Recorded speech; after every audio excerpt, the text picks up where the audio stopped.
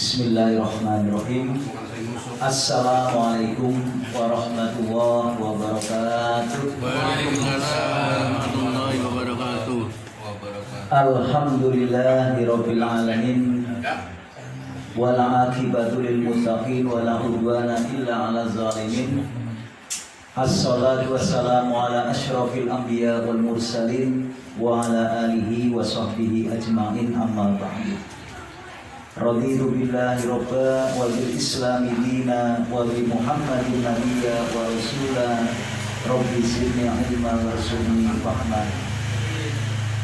Yang saya hormati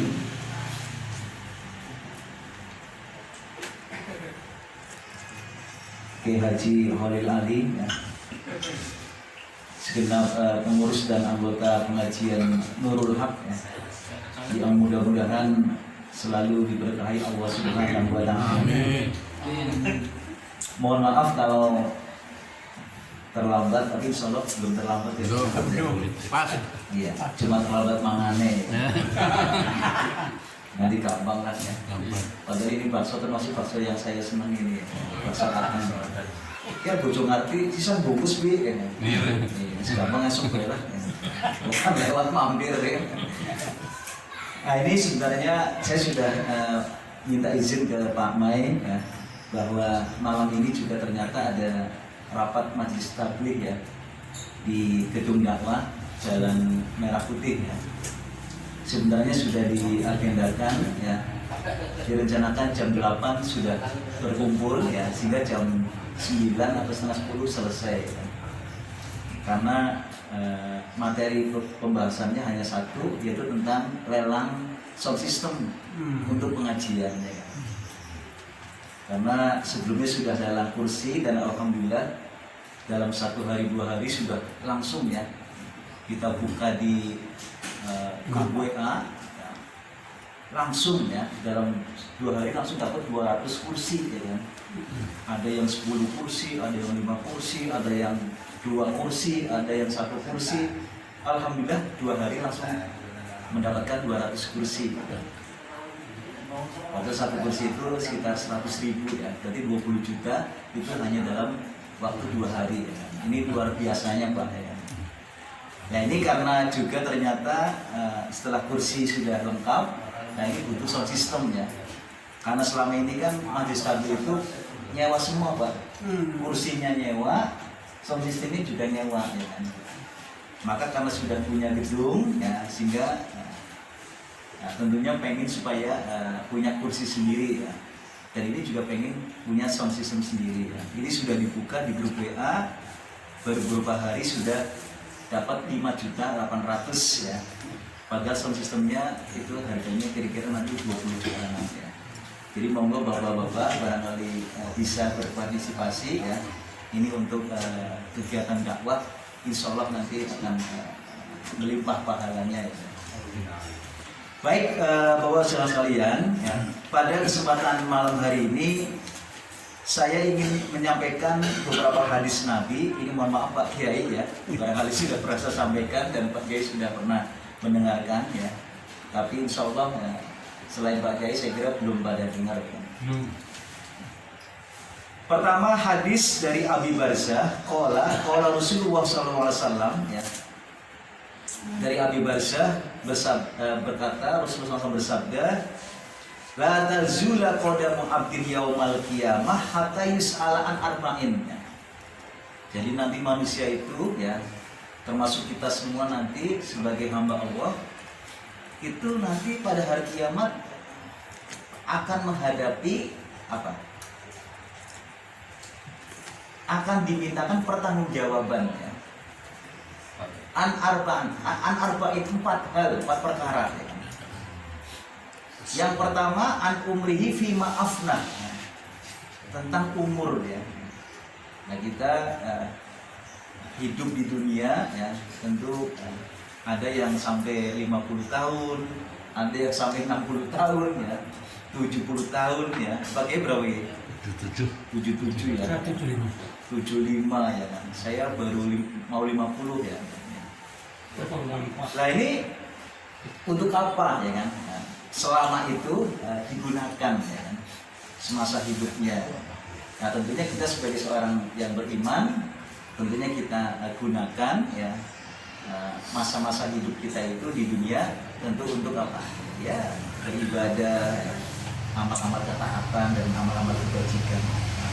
Kemudian yang kedua jismi ma'ablah, tentang tubuh kita ini ya, termasuk anggota tubuh kita ini, mata, telinga, kaki, tangan, semuanya itu digunakan untuk apa? Karena semuanya ini nanti tidak lepas dari apa? Akan menjadi saksi ya bagi ya. Semuanya akan bersaksi ya. Itu digunakan untuk apa semuanya itu? Kemudian yang ketiga anak ilmihi ma'amila bih ya, tentang ilmu ya. Nah, tentu ilmu-ilmu yang baik ya, yang menunjukkan kepada kebaikan ya. Diamalkan apa tidak ya. Termasuk adalah malihi, tentang harta ya. Nah ini terkait harta ternyata ada dua hal yang ditanyakan di sini ya. Min aina iktasabahu wa fi ma'an faqahu ya. Min aina iktasabahu ya. Min aina berarti dari mana ya. Iktasabahu apa? Ya diusahakan, diperolehnya dari mana, termasuk sumbernya ya. Halal apa haram ya kan ya. Wa fi ma'an faqahu, kemudian untuk apa harta itu yang sudah diperoleh itu untuk apa digunakan ya. Nah inilah 4 hal ini yang nanti akan dimintakan pertanggungjawaban. Kemudian hadis yang kedua, ini luar biasanya Rasulullah ya. 14 abad yang silam beliau sudah berstatement ya, memprediksi apa yang akan terjadi ya, dan sekarang sudah menjadi kenyataan ya. Layak tianna ala nasi zamanun, atau dalam redaksi yang lain sayati ala nasi zamanun la yubalil mar'u ma akhadhal mal amin halalin amin haramin ya. Jadi akan terjadi satu zaman, satu masa di mana orang-orang itu dalam mendapatkan harta itu sudah tidak peduli lagi ya, halal atau haram. Simpelnya oleh duit pakai masalah caranya, sumbernya ya kan, halal apa haram itu tidak dipedulikan ya kan? Nah ini sudah menjadi kenyataan. Kemudian Bapak-Saudara sekalian, ternyata terkait dengan harta ini saya akan lebih fokus pada harta yang tidak halal ya, atau yang seringkali disebut dengan harta haram ya. Nah ini ternyata kalau saya baca beberapa ayat dan hadis Nabi, ternyata membawa dampak yang sangat buruk ya, dan juga tentunya sangat merugikan ya, membawa kerugian.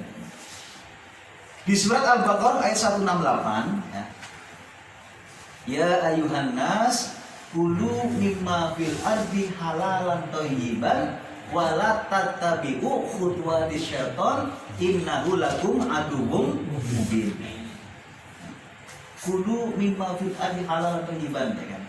Ini kitabnya memang anas ya, manusia ya, kita semua ya kan. Untuk apa di sini? Kulu mimma fil ardi halalan thayyiban ya. Ya tentu makanlah makanan yang halal, termasuk apa? Mendapatkan harta yang halal ya kan. Wala tattabi khutuwatis syaitan. Artinya apa? Ketika kita mencari harta yang halal, memakan makanan yang halal, maka berarti kita apa? Mengikuti petunjuk Allah dan Rasul di sini kan. Tidak menyalahi ketentuan Allah. Justru sebaliknya. Kalau kita mencari harta yang haram, memakan makanan yang haram, maka berarti apa? Mendurhakai Allah dan Rasulnya dan mengikuti langkah-langkah syaitan. Kemudian yang kedua di surat Al-Mu'minun ayat 51 ya. Ya ayyuhar rusul kulu minat thayyibat wa'malu sholihan. Inni bima ta'maluna alim. Dan di sini ada dua perintah. Kulu minat thayyibat wa'malu sholihan. Di sini Allah menggandengkan ya, mensinkronisasi antara apa? Perintah untuk memakan makanan yang halal dengan apa? Perintah untuk berbuat baik ya, kebajikan. Maka di sini tentunya apa? Bisa dipahami dengan harta yang halal, makanan yang halal, maka bisa apa? Menumbuhkan gairah semangat untuk berbuat kebajikan. Tapi sebaliknya kalau harta yang haram, makanan yang haram, ya kan? Maka sebaliknya akan apa? Menghilangkan semangat gairah untuk berbuat kebajikan. Ya kan? Maka jangan harap kalau orang suka makan harta yang haram, makanan yang haram, kemudian dia mau bersemangat ya, ada gairah untuk berbuat kebajikan. Malah jadi malas ya, malas ibadah, malas beramal soleh dan sebagainya. Kemudian yang keempat ini yang juga perlu kita perhatikan, ternyata harta haram, makanan yang haram itu bisa menjadi penghalang ya, terkabulnya doa, bahkan menjadi apa? Sebab apa? Tertolaknya doa. Ya. Nah ini Rasulullah SAW pernah menyebut seseorang ya, zakar Rasul rajulan yutilu safar as'asa alba yamuddu yadayhi ilas sama. Ya Rabbi, ya Rabbi, ya Rabbi. Apa kata Rasulullah? Mat'amu haram, masyrabu haram, malbasu haram, wa mahbudiya bil haram, fa anna yustajabu dzalika. Jadi Rasulullah itu pernah menyebut seseorang ya yang mengadakan perjalanan yang jauh ya, yang disebut dengan musafir ya kan? Maka di tengah jalan ya, dia kemudian menengadahkan tangannya ke langit ya, berdoa mohon kepada Allah, ya Rabbi, ya Rabbi, ya Rabbi ya, dengan pakaian yang apa? Ya lusuh ya, pakai rambut yang kusut berdebu, dia mengangkat tangannya kemudian berdoa, ya Rabbi, ya Rabbi, ya Rabbi. Tapi apa kata Rasulullah? Mat'amu haram, masrabu haram, malbasu haram, wa mahbudiya bil haram, fa anna yustajabu lidzalika. Makanannya haram, yang dia makan makanan yang haram ya.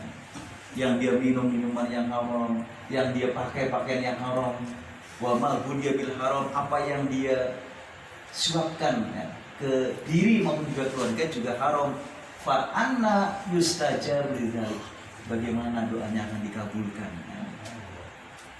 Padahal sesungguhnya dari hadis ini ya, dari apa yang sudah dipertunjukkan oleh musafir ini ya, dalam keadaan safar, pakaian yang apa tadi, kumuh, rambut yang kusut, berdoa dengan mengangkat tangan, kemudian apa, berdoa berulang-ulang, itu seharusnya dia itu sudah memenuhi syarat, sudah terpenuhi 4 faktor terkabulkannya doa.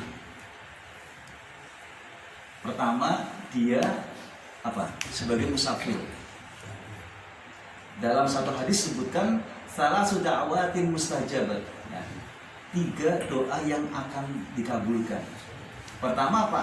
Dakwatul mazlum ya. Doanya orang yang terzalimi ya. Makanya jangan sampai kita mudah untuk berbuat zalim atau menzalimi orang lain, sehingga ini bisa saja doanya nanti akan makbul mustajab. Kemudian dakwatul musafir, doanya musafir. Nah, tentu musafir di sini musafir yang bukan dalam rangka untuk tujuan-tujuan kemaksiatan ya. Karena safar itu kan sebenarnya ada 5 ya. Ada safar wajib ya, safar wajib seperti haji umroh safar wajib. Ada safar sunnah, ada safar haram ya. Kalau tempat-tempat yang menuju tempat maksiatan, ada safar makruh, ada safar mubah ya. Nah ini musafir. Kemudian dakwatul walid ala waladih ya. Doanya orang tua untuk anak-anaknya ya. Nah ini makanya mendoakan yang baik-baik untuk anak-anaknya. Jangan sampai kemudian apa, lagi jengkel, lagi sewot ya. Mari apa, terucap kata-kata ya yang ini jangan sampai, karena ini bisa mustajab ya. Berarti sudah faktor terpenuhi ini ya, terkabulkan. Yang kedua apa? Dia dalam keadaan tadi pakaiannya ya, kumuh, ya, kecil, rambutnya kusut, berdebu, ya kan. Makanya dalam hadis disebutkan, Bapak sekalian, kam min as'asa abarzi timraini la yubau law aqsama ala wala abarrahu. Hadis riwayat Tirmidzi. Berapa banyak orang yang berambut kusut lagi berdebu pakai kain yang lusuh tidak diacuhkan. Namun jika bersumpah atas nama Allah, maka niscaya akan dikabulkan, akan Allah kabulkan. Ini berarti faktor kedua terkabulkannya doa. Yang ketiga, berdoa sambil mengangkat tangan dengan menadahkan tangan ke langit. Nah, kalau sholat istisqa gini ya kayak sambil kelihatan ini. Tapi kan kalau doa biasa seperti ini. Yang namanya doa kan seperti ini ya Pak ya. Maksudnya jalo kayak gini Pak. Oh diwae. Ya. Almono kan langsung tanpa ini ya Pak. Makanya Allah mengatakan, di sini disebutkan, Inna rabbakum tabaraka ta'ala hayyun karimun yastahi min abdihi idza rafa'a yadayhi ilai ayyaruddahu sifran. Allah maha malu dan maha dermawan. Allah malu terhadap hambanya yang menadahkan tangannya kepadanya dengan mengangkat tangan mohon pada Allah, lalu tangan itu kembali turun hampa dengan tidak dikabulkannya doa. Gusti Allah malu Pak. Gusti Allah itu malu kalau hambanya sudah sampai mengangkat tangan mohon tidak dikabulkan doa, tangan turun kembali hampa tanpa dikabulkannya doa. Kemudian yang keempat, ia berdoa berulang-ulang menyebut nama Allah, Ya Rabbi, Ya Rabbi, Ya Rabbi. 4 faktor dikabulkan doa sudah terpenuhi Pak. Tapi kenapa tetap tidak dikabulkan? Kenapa? Nah, mat'amu haram, masyrabu haram, malbasu haram, wa ma hudiya bil haram fa anna yustajabu lidzalik. Makanannya haram, minumannya haram, pakaiannya haram, ya. Semuanya haram, maka doanya tidak akan mustajab, tidak akan makbul. Nah, doa itu kan inti ibadah ya Pak ya, inti sholat ya. Yang dikhawatirkan doanya tidak diijabahi, tidak diterima, sholatnya juga tidak diterima. Apalagi Ibnu Abbas pernah mengatakan la yaqbalu sholata mri'in fi jawfi haram. Tidak akan diterima sholatnya seorang bila dalam perutnya ada makanan yang haram. Doanya, sholatnya, bisa saja zakatnya, ya kan, sedekahnya, ya kan, hajinya, umrohnya, ya kan. Bahkan ada hadis yang sangat panjang yang sering saya sampaikan. Nah, ini yang terkait haji ya, agar hajinya mabrur ya, tidak sekedar mabur Pak, ya, tapi mabrur ya Pak ya. Mabrur. Ya. Kalau sah kan secara fikih ya Pak ya. Kalau sudah terpenuhi syarat rukunnya sah, tapi kan ini mabrur Pak, diterima Allah Pak ya. Idza kharaja rajulu hajjan bi nafaqatin thayyibah, ya.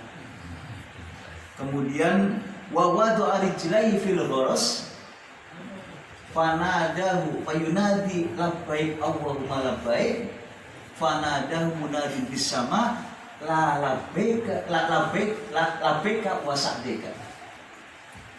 Jika ada orang pergi haji termasuk umroh di sini ya Bagi ya, binafaqatin thayyibah, dengan harta yang halal yang baik ya. Kemudian dia menaiki kendaraan, ya kan? Apa naik kereta, apa naik pesawat, apa mobil, ya, menuju mana pendopo, apa mana ini. Kemudian dia bertalbiyah, labbaik Allahumma labbaik, labbaik la syarika laka labbaik, innal hamda wan ni'mata laka wal mulk la syarika lak. Pak Mai apa ya Pak Mai? Insyaallah. Apa lu Pak Mai itu? Insyaallah. Fanadau munadin bersama labbaika wa sa'dika. Akan ada seruan dari langit. aku sambut kamu dan aku berikan bagian kepadamu. Kenapa? Zaduka halal, rohilatuka halal, nafaqatuka halal, wa hajjuka mabrurun ghairu mahzun. Zaduka, perbekalanmu halal, nafaqatuka halal, uangnya untuk haji, untuk manasik, untuk beli, itu semuanya halal. Rohilatuka, kendaraan yang kamu pakai itu juga halal, dari harta yang halal. Wa hajjuka mabrurun ghairu mahzun. Hajimu mabrur, tidak bercampur dengan dosa. Wa idza kharaja ar-rajulu hajan bi nafaqatin khabisah. Kalau tadi nafaqah thayyibah, ini nafaqah khabisah, harta yang haram. Maka sekalipun dia bertalbiyah labbaik Allahumma labbaik, maka fanadu la labbaika wala sa'daika. Aku tidak akan menyambutmu dan aku tidak memberikan kebahagiaan kepadamu. Kenapa? Zaduka haram, nafaqatuka haram, rohilatuka haram, wa hajjuka ma'zurun ghairu mabrurun. Semuanya haram. Uang yang untuk haji haram, uang yang untuk perbekalan haram, maka hajinya ma'zur, hajinya bercampur dengan dosa dan tidak mabur. Tapi mabur kan benar Pak? Ya, tetap mabur ya, untuk pesawat sih ya, tapi tidak mabur. Atau kabur. Motor mabur. Saudara sekalian, nah ini Imam Ghazali, ini dalam kitab Ihya Ulumuddin, saya mencatat ya, yang dikutip oleh juga Imam Nawawi. Barang siapa hanya memegang harta haram, maka ia tidak ada kewajiban berhaji, tidak ada kewajiban bayar kafarah karena ia dianggap tidak memiliki harta, tidak wajib zakat, sedangkan pemegang harta haram itu wajib mengeluarkan seluruh harta haramnya dengan cara dikembalikan kepada pemiliknya jika diketahui keberadaannya, atau diberi kepada fakir miskin jika pemiliknya tidak diketahui. Korupsi. Nah ini tidak ada kewajiban haji. Bahkan MUI sendiri kalau tidak salah dalam fatwanya bahwa zakat harta haram itu tidak menjadi objek zakat. Inna wa thayyibun la yaqbalu illa thayyiban. Maka kewajibannya apa? Mengembalikan harta haram itu ya. Kalau dia hasil korupsi harus kembalikan ke siapa? Ke negara. Kalau dia hasil mencuri, kembalikan kepada yang punya. Tapi kalau tidak diketahui keberadaannya, rumahnya saya pindah. Ahli warisnya juga mau dibawa kemana Pak? Kalau dulu ada Baitul Mal, ya. Atau bisa diserahkan ke mana? Untuk fasilitas umum, ya kan? Untuk fasilitas umum. Saya tertarik dengan dalam fikih zakatnya Dr. Yusuf Kordowi terkait dengan harta-harta yang tadi sumbernya tidak halal alias haram, ya kan? Itu kalau memang tidak dikembalikan kepada pemiliknya, nah, karena tidak diketahui keberadaannya, maka boleh untuk kepentingan umum. Tapi yang sifatnya diinjak-injak, berarti seperti jalan, seperti jembatan, atau yang sifatnya kotor, kayak comberan, kayak WC, kan itu dari harta haram. Maka tidak boleh untuk seperti masjid. Karena kalau untuk masjid berarti sama juga dengan menghina Allah, memberikan sesuatu yang haram pada Allah untuk rumah Allah. Itu Kordowi mengatakan seperti itu. Dr. Yusuf Imam Al-Qurtubi juga mengatakan seperti itu. Maka Majelis Ulama Indonesia dan juga Majma' para ulama al-madzhab mengatakan, di sini saya kutip ya, al-malul haram kulluhu khabis. Jadi harta haram itu semuanya adalah kotor, ya kan? la yudhar, tidak bisa dibersihkan, maka al wajib fil malil haram, kewajiban atas harta haram itu adalah ruddahu li ashabi, maka mengembalikan kepada pemiliknya. In amkana ma'rifatahum, kalau diketahui keberadaannya. Saya nyuri di Pak Komari, ya, saya kembalikan ke Pak Komari hasil curian itu. Pak Komarinya sudah nggak ada, sudah pindah kemana nggak ada yang tahu. Ahli warisnya juga nggak ada orang-orang ya. Maka wa illa, kalau tidak diketahui, ya, wajib ikhrajahu kullahu an mulki an sabilit takhlis minula ala sabilit tasadduq bih. Maka kewajiban adalah mengeluarkan seluruh harta haram itu untuk membebaskan diri dari apa? Kepemilikan dan tanggung jawab atas harta haram itu. Ala sabil tahlis, tujuan untuk membebaskan diri, bukan tujuan untuk bersedekah. Jadi diniatkan bukan untuk sedekah, Pak, tapi hanya diserahkan saja. Karena kalau sedekah pun tidak akan diterima oleh Allah, ya kan? Jadi tujuannya hanya untuk membebaskan diri dari harta haram itu. Terus sekalian, ya, ini kalau saya baca di tarjih, ya kan, apakah boleh bangun masjid dengan harta yang tidak halal, ya kan? Saya pernah ditanya, ya, kalau ada orang nyumbang masjid dengan harta yang tidak halal, boleh nggak diterima? Boleh nggak diterima? Boleh nggak? Enggak tanya kan. Ya orang Aceh itu penelitiannya Enggak ditanya uang dari mana. Bagi masjid itu halal. Boleh nggak diberikan kepada fakir miskin? Boleh. Boleh.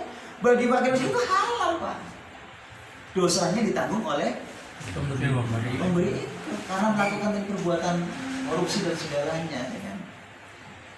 Maka di sini pun, ya, di tarjih, ya, tentang hukum bangun masjid dengan harta haram, sekalipun tarjih juga sebelum sampai pada kesimpulan, ya, menyampaikan beberapa pendapat-pendapat para ulama yang terbagi menjadi dua. Yang pertama adalah mayoritas ulama mengatakan boleh kalau tidak diketahui pemilik sebenarnya dari harta haram tersebut, karena kewajiban kan membalikan, Pak. Ya. Tapi kalau tidak diketahui pemilik yang sebenarnya, maka boleh diberikan untuk masjid. Ya. Jika pemiliknya sebenarnya dari harta itu diketahui, maka harus dikembalikan kepada pemiliknya yang sebenarnya, tidak boleh dialihkan untuk masjid. Nah ini. Kemudian pendapat yang kedua itu mengatakan harta haram tidak boleh dipergunakan untuk bangun masjid. Bahkan ada yang secara ekstrim, sholat di masjid yang dibangun dari dalam haram itu pun tidak boleh, Pak. Ya. Nah ini kemudian tarjih. Nah, setelah tadi menyampaikan dua pandangan ulama itu, maka tarjih di sini mengatakan harta haram adalah harta yang diperoleh dengan cara zalim, ya. Nah, maka kemudian dalam kesimpulan di sini, sekalian, harta haram yang tidak diketahui pemiliknya yang sah boleh diinfakkan untuk biaya bangun masjid dan kepentingan umat Islam. Lebih utama apabila masjid hanya dibangun dari harta yang halal. Seharusnya, karena ini ada satu kasus dulu pada zaman dulu, ya, dikala orang-orang musyrik kafir Quraisy itu ingin ikut bantu dalam renovasi Masjidil Haram, ya kan? Maka kemudian Abu Wahab Al-Az bin Amr bin Makhzum berkata, wahai penduduk Quraisy, jangan kalian masukkan dalam pembangunan kecuali harta kalian yang halal. Jangan dimasukkan ke dalamnya dari upah pelacur, jual beli riba, hasil kezaliman dan sebagainya. Maka jika orang musyrik saja hanya menggunakan harta yang halal untuk pembangunan masjid, maka tentunya umat Islam lebih layak untuk membangun masjid dari harta yang halal semata. Nah itu ya. Kemudian bapak sekalian, masih ada waktu ya Pak ya? Masih. Siapa ya? Setengah jam. Nah kemudian yang berikutnya ya, apa yang menjadi sebab harta itu menjadi haram? Apa yang menjadi sebab harta itu menjadi haram atau bercampur dengan haram? Kira-kira jawabannya apa Pak? Itu anggur. Eh? Itu kuliman keras. Di antara sebabnya adalah karena hasil kezaliman. Jadi karena hasil kezaliman itu sehingga harta itu menjadi haram atau bercampur dengan haram.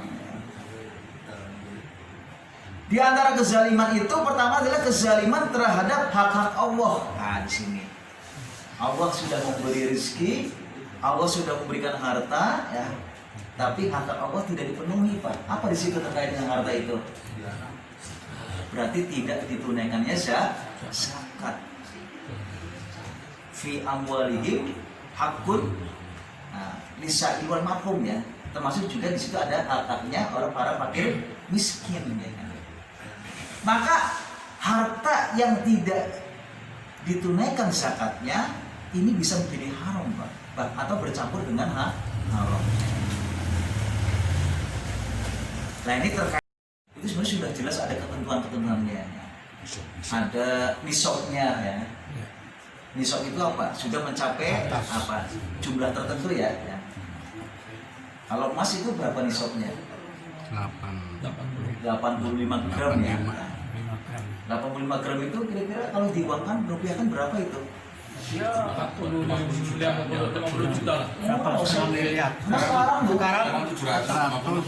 sekarang Sekarang 1 juta. 1 juta. 900 kalau nggak salah. Berapa tuh?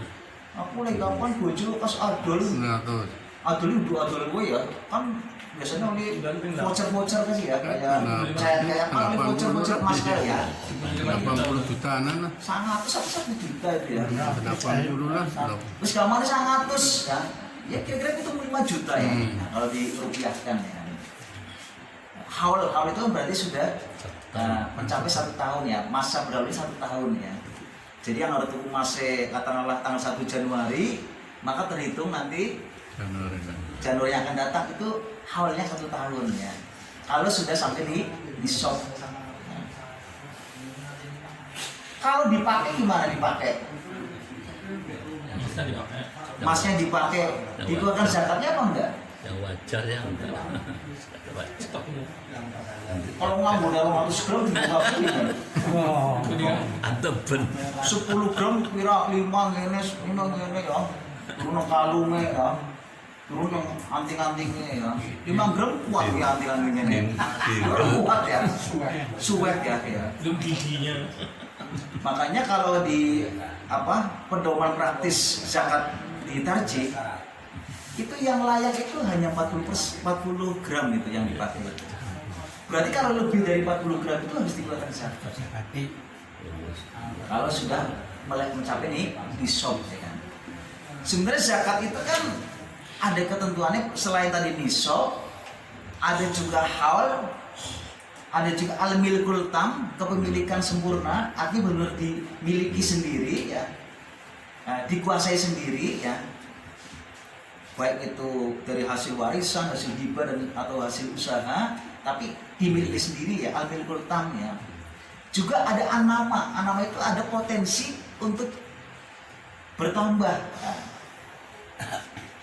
berkembang ya, menghasilkan keuntungan ya. Makanya kan ada yang mengatakan kalau emas itu kalau ada niatan untuk diperdagangkan ya, karena ada potensi untuk tadi ya. Tapi sebenarnya kalau menurut saya itu ya sekalipun dipakai, sekalipun disimpan, kalau melewati nisab itu harus dikeluarkan zakat. Walaupun simpanan. Iya. Karena yang dipakai itu yang layak kan kalau di Tarjih kan hanya 40 gram, Mbak. Kalau lebih dari 40 gram itu harus dizakat. Artinya kalau sudah sampai di nisab dan haul itu. Kalau zakat hewan ternak itu berapa Pak Kiai? Kalau onta itu berapa nisabnya? Onta. Onta itu 5. Tapi zakatnya apa? Onta apa kambing? Kambing. Kambing. Kalau punya 5 ekor onta, zakatnya adalah 1 ekor kambing. Kambing. Kalau punya 10 ekor onta, zakatnya 2 ekor kambing. Kalau punya 25 onta, zakatnya 1 onta. Sapi berapa sapi? 5. Sapi itu 30. Tapi zakatnya 1 ekor sapi. Kalau kambing 40. Zakatnya 1 ekor kambing. Kalau ayam, Minin ayam ke min. ayam itu diserahkan dengan emas. Usaha. Iya. Kalau sama apa tadi setara dengan emas 18 gram ya harus dikeluarkan zakat. Ya. Berarti kalau punya ayam udah dinilai sampai 75 juta ya berarti harus dikeluarkan zakatnya. Nah itu ya. Pertanian. Nah kalau pertanian ini kan ada kulah hasil dia setiap kali panen ya bagi ya. Itu 653 kg ya. Kalau dikalikan 12.000 paling kisaran 8 juta sekian ya. Itu harus dikeluarkan setiap panen ya. Dan itu tergantung kalau hasil airnya cuma ngandalna banyu udan tok ya 10%. Kalau hasil irigasi, dari irigasi ada biaya tambahan 5%. Kulah hasil. Zakat profesi berapa zakat profesi? Setengah. Dulu Pak Amin Rais itu pernah mengusulkan 20% bagi profesi-profesi yang Besar. dalam waktu cepat menghasilkan uang banyak. Dulu Pak Amin Rais 20% mengusulkannya. Tapi para ulama karena ini adalah masalah istihadiyah, masalah baru profesi itu, kemudian ada yang mengkiaskan seperti zakat pertanian. Ya. Kulah hasil setiap kali panen. Berarti langsung bergaji langsung dipotong zakat ya 2,5% ya. Sertifikasi ya. Atau seperti zakat ya tadi zakat harta ya atau apa 2,5%. Tapi kan setahun sekali ya kan dikumpulkan gaji 10 juta ya. Kali rolas 120 ya dikalikan 2,5% ya. Bukan dipotong dingin, dipotong dingin kan orang sudah zakat kok. Gaji 10 juta dipotong dingin, tuh rahim biar tok di Harus tidak. kali setahun ya harus sudah zakat kok. Kena kakak itu. Lalu ya kan. Utangnya Utangnya teh. Jadi bisa setiap kali panen, setiap kali gajian potong 2,5% ya. Jika nanti dalam tahunannya udah nggak keluar zakat lagi harus sudah di karena zakat itu ya, sekalipun hitungannya sebenarnya nanti apa akhir tahun ya oke ya. Tapi dalam pengeluaran zakat itu boleh dicacil, artinya boleh sebelum akhir tahun. Seharusnya kan dikeluarkan zakat itu kan adalah karena Januari ke Januari katakanlah ya, tergantung om ya kan. Iya. Nah, dia mulainya kapan? Katakanlah kalau dagang mulainya kapan? Kalau mulainya Januari, dihitung nanti Januari kemudian ya kan. Tapi boleh dia dikeluarkan di bulan Desember, di bulan April itu boleh silakan. Istilahnya ditakjil ya Pak ya. Apa maling harus Jakarta akeh ya kan? 21 MB kan Jakarta kira selawe juta ya. katon Selawe juta kok gelondongan kayak gelondongan kan harus itu ditakjil loh, mepil ya kan. Ana biar sumbangan ya, ana proposal hitung zakat ya. Ana sedulur ya, susah ya, hitung zakat ya. Tilik wong mriyang hitung zakat, wis zakat kan rimen kowe. Ya. Ana sih Pak. Ada seperti itu. Oh saya pernah ditanya kok. Saya pernah ditanya, boleh nggak setiap pengeluaran dihitung zakat? Ada proposal, catat zakat. Itu di buku khusus. Ya. Miliki uang meriang, zakat. anak adine duwe Dewe. dihitung cakat kabeh ngitungnya ya kan. Oh ngemis. Kapan sedekah, kapan infak ya kan. Ya zakat infak sedekah kan memang ketentuannya beda lagi ya. Iya. Sendiri keluar. Terutama terkait dengan Banyak. kalau zakat itu sudah dari haulnya, nisabnya, asnafnya ya kan. Kalau zakat kan nggak boleh apa namanya vertikal. Zakat ke wong tuane ora oleh. Zakat ke mbae ora oleh. Zakat ke anaknya ora oleh, ke putune ora oleh. Tapi kalau horizontal ngono, menyamping boleh. Kakak adik. Kakak adik itu boleh. Tapi kalau garis ini nggak bisa Pak. Maning wong tuane, maning boe itu tusa. Maning boe kan cuma infak. Kalau infak itu wong lanang maning si wadon ya oleh infak ya. Wong tua maning anaknya infak ya boleh. Anak maning wong tua infak ya boleh. Kalau infak itu mesti uang gitu ya. Tapi kalau sedekah tidak mesti ya. Nah ini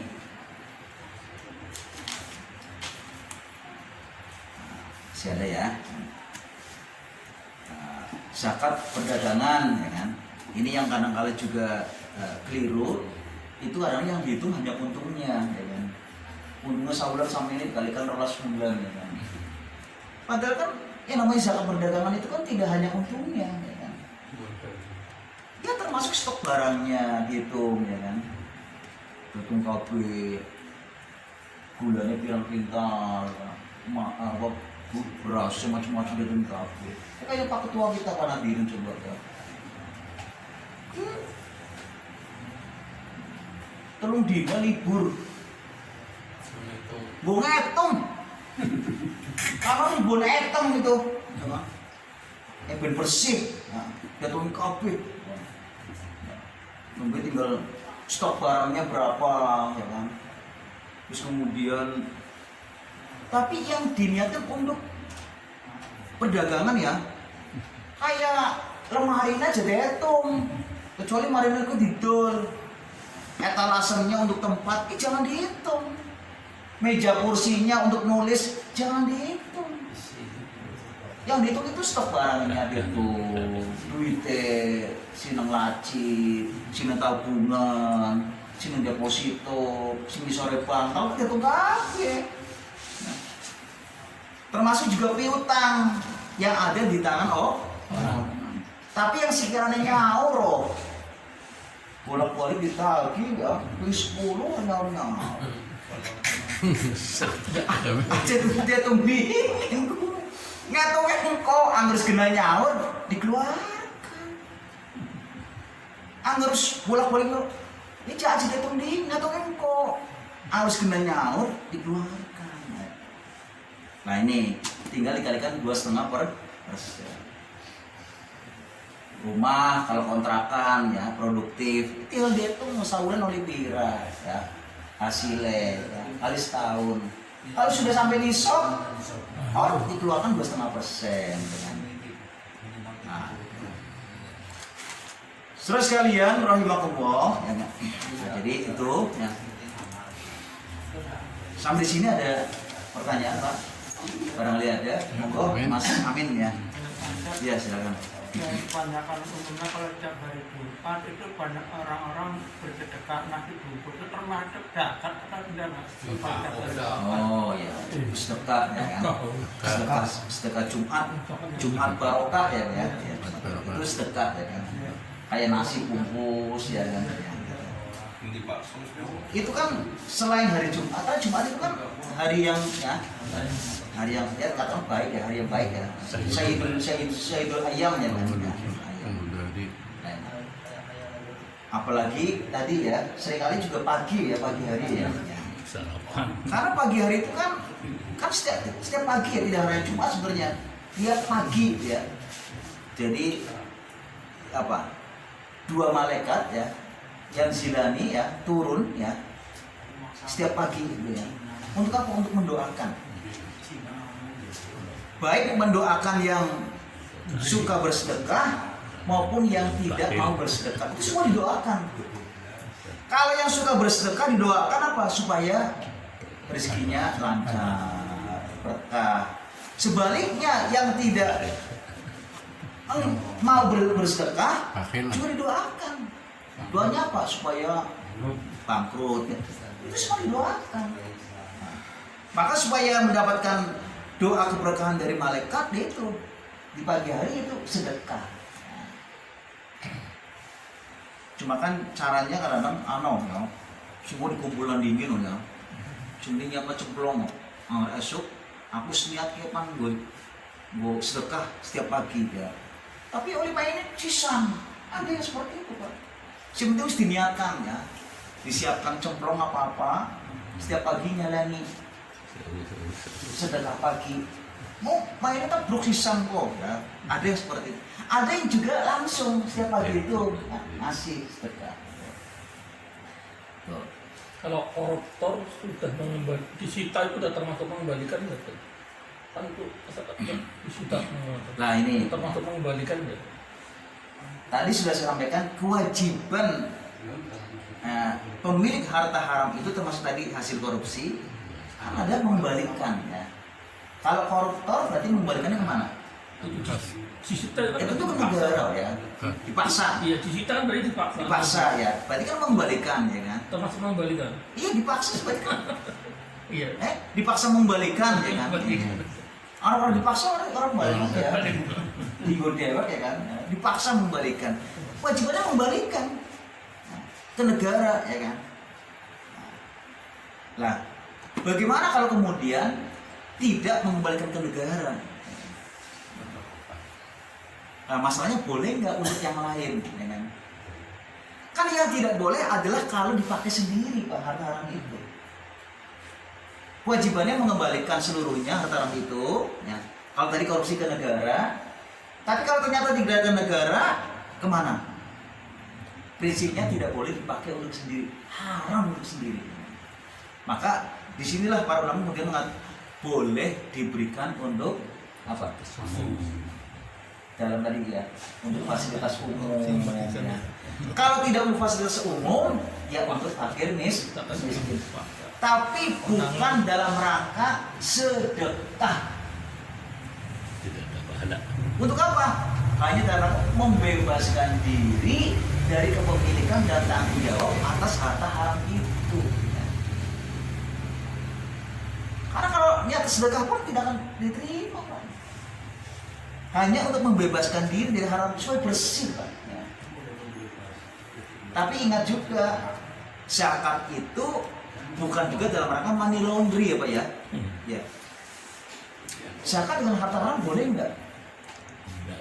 Nggak boleh. Layak walau sodakatan min hululin lagi ya. Nggak boleh. Karena harta haram itu juga bukan menjadi objek zakat. Karena yang jadi objek zakat itu adalah harta yang haram. Saya kemarin ada seorang takmir, saya juga pernah dengar ada orang-orang ini ya, yang mengumpulkan harta-harta seperti itu ya kan. Kemudian untuk disumbangkan ke masjid dan sebagainya. Ya. Ada ya yang seperti itu. Ya kalau ke masjid ya silakan ya. Tapi akan lebih elok kalau masjid itu sumber dananya adalah halal. Kafir Quraisy saja ketika akan nyumbang buat renovasi Masjid Haram saja diminta harus dengan uang yang halal. Masa kita ya Pak ya? Itu masjid ya kan. Tapi kalau untuk jembatan, untuk jalan silakan. Tapi juga boleh untuk fakir miskin. Saya pernah ditanya orang panti itu boleh nggak menerima uang seperti itu? Ya kalau menurut para ulama uang itu halal. Halal bagi siapa? Bagi fakir miskin. Tapi kan dosanya itu ya ditanggungnya dia yang berbuat itu. Ya. Yang punya harta haram itu. Tapi ketika diberikan ke fakir miskin itu menjadi halal Pak. Ketika diberikan ke masjid itu halal. Tapi dosanya ditanggung itu. Ada lagi Pak? Cukup Dan Pak. Cukup?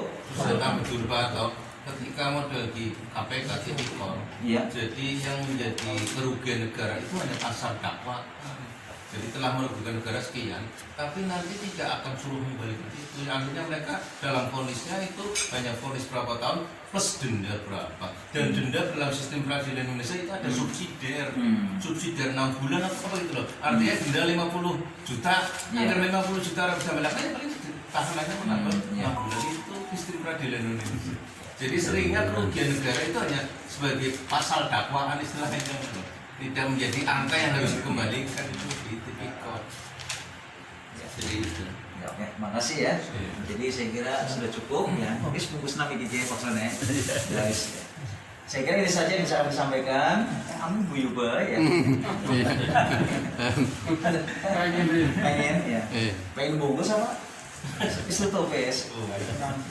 Saya kira demikian yang bisa kami sampaikan. Mudah-mudahan bermanfaat ya. Dan mudah-mudahan kita selalu berusaha berupaya mendapatkan harta yang halal ya, sehingga akan memberkahi dan menyelamatkan hidup kita baik di dunia maupun nanti di akhirat. Saya kira demikian. Assalamualaikum warahmatullahi wabarakatuh. Waalaikumsalam warahmatullahi wabarakatuh. Terima kasih kepada Bapak Ustadz.